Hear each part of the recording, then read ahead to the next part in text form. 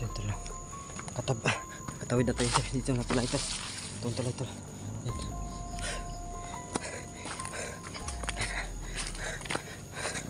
Kailangan natin makaalis dito. Kailangan natin makababa, no? Kasi sobrang gutom na po ito. Kawawa po yung mga kampi ko.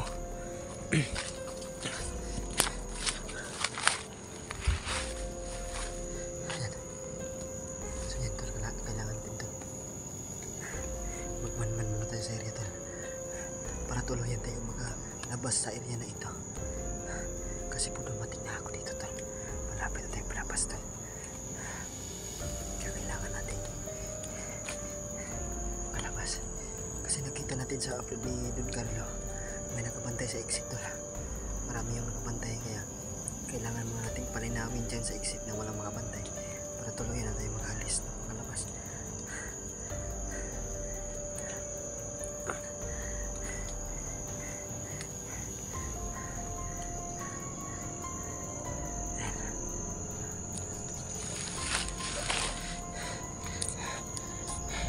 Yung mga boses ng mga sasakyan tol, yung mga naririnig natin, yung iba na nasa malayo, hindi natin yan susundan tol, kasi baka mas lalo tayong liligawin.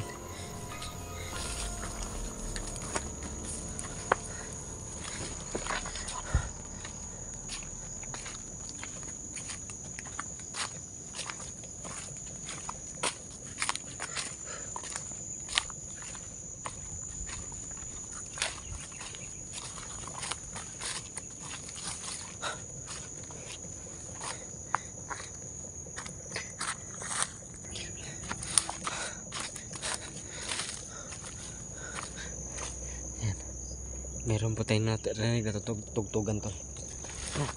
Kapag ganyan po ng mga senaryo tol na matugtugan po dito sa bundok, hindi po natin susundan tol ha. Kasi kapag nabighanay tayo yan tol, mas lalo tayong mapapahamak tol. Lalo na po yung naririnig natin ng mga sasakyan. Delikado yan. Ginawa po yan ni plano yan ni Commander Isol para po malinlang po kami lahat. Ganyan po yan. Ganyan po siya kautak tol. Kasi po nagkahiwalay-hiwalay na kami lahat kasi iniiba po nila yung daanan. Andito na po tayo tol.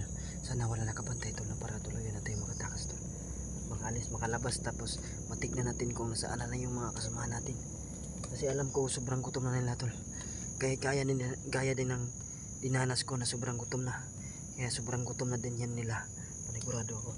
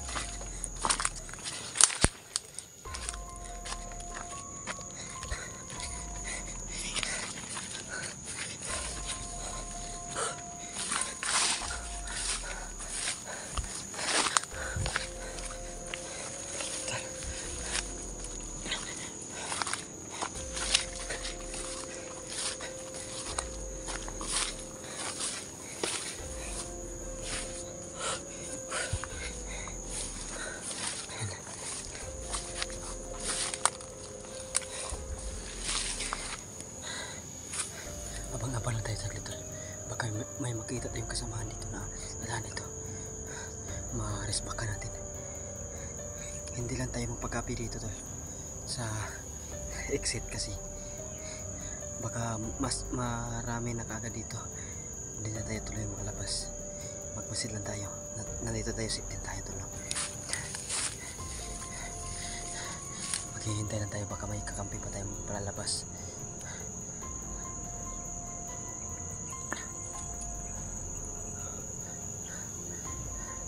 Sana safety yung kasama natin at sana mayroong dumating dito sa exit na to para makalabas na din, makauwi.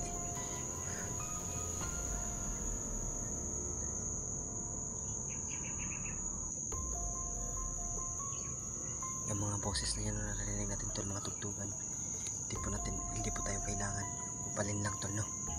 Kasi po pakana po yan ni Baldog at saka ni Isol. Yan po yung ginagawa nila tol para po malinlang po bawat isa sa amin, no? Dahil kaya nilang gumaya sa amin ba't ibang muka. Kaya nila gumawa ng ingay tol, tugtog na maingganyo yung tao o isa sa amin maingganyo. Kaya lahat ng mga kahinaan namin ginagawa ng paraan ni Baldog at ni Isol para lang mahuli kaming lahat. Mali lang nila to na hindi kami tinapos kaagad. May chance para makabawi pa kami to. Yan tol, hintay lang tayo kahit ilang saglit dito tol, baka sakaling mayroong kasama tayong lalabas dito, no?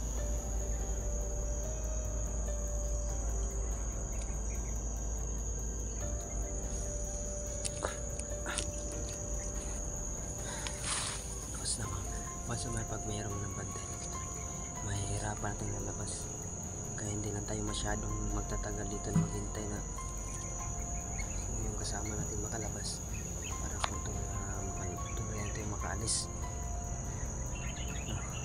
Basta muli natin pagbabalik dito, madala natin sila ng maraming pagkain at saka tubig. Yan ang kailangan nila. Sana magkita-kita na kami. Kasi kapag nandito kami lahat tol, kapag lahat kami naligaw, delikado na tol. Buti na lang natagpuan natin sa paulit-ulit nating paglalakad tol, paikot-ikot tayo, natagpuan natin itong exit at isa lang yung nagbantay. Chimpo tayo tol, swerte tayo na isa lang yung nakabantay tol. Kaya nakaalis tayo.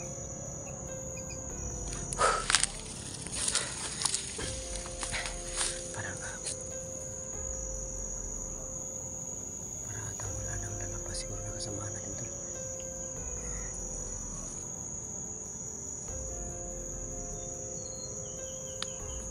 Sana hindi mahuli yung mga kasama natin. Sana na pinagdasal natin na sana hindi sila mahuli. Kahit na nandito lang sila tol, importante hindi sila mahuli.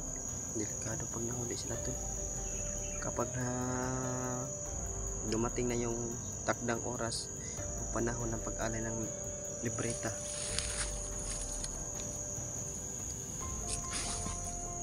delikado yung kasamahan natin, baka matuluyan yan. Kaya sana huwag naman sana tulo, para wala natang ilabas na kasamahan natin. Kailangan makalabas tayo tol, para pag mabalik tayo dito madala tayo ng kahit kunting pagkain tol at tubig sa kanila.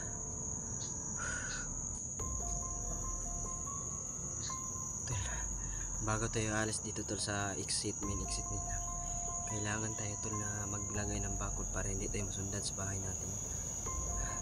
Kasi delikado tol, kapag nasundan madadamay pati pamilya natin tol, mga kamag-anak natin. Bakura natin tol.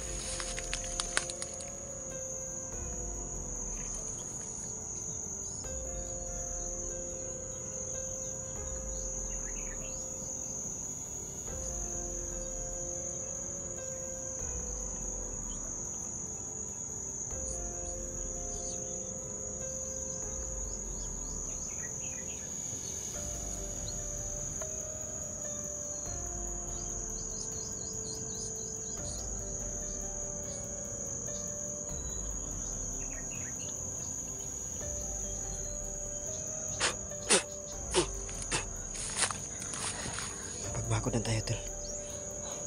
Kaya tayo mag-umalis tol.